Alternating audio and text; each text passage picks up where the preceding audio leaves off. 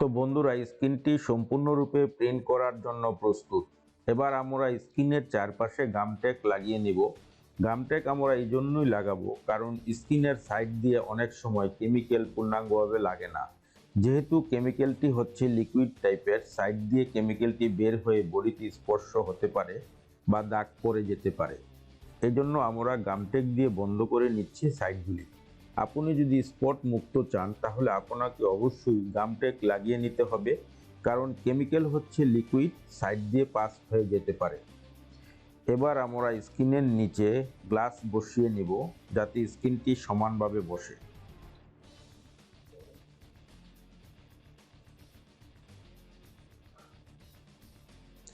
এবার স্টিকার পেপারটি নিব এবং মেজারমেন্ট ঠিক করে নিব।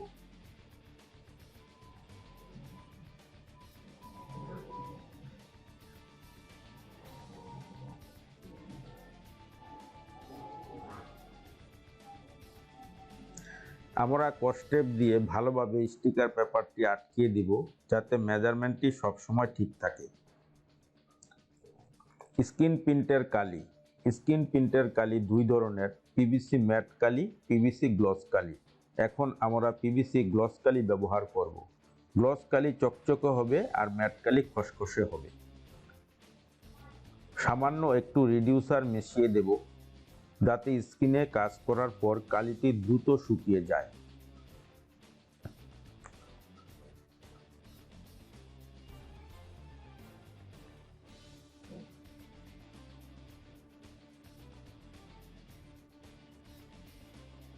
ভালোভাবে নেড়ে নেব।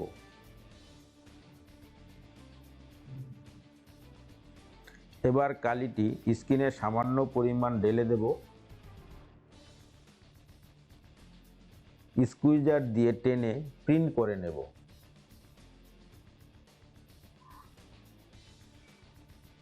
তো দেখতে পাচ্ছেন বন্ধুরা, স্টিকার পেপারে কি সুন্দর প্রিন্ট হয়ে গেল।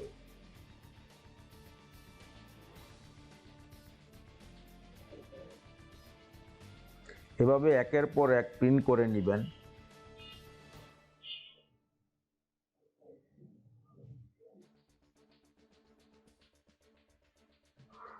যদি স্ক্রিনটি জ্যাম হয়ে যায় তাহলে রিডিউসার দিয়ে পরিষ্কার করে নেবেন।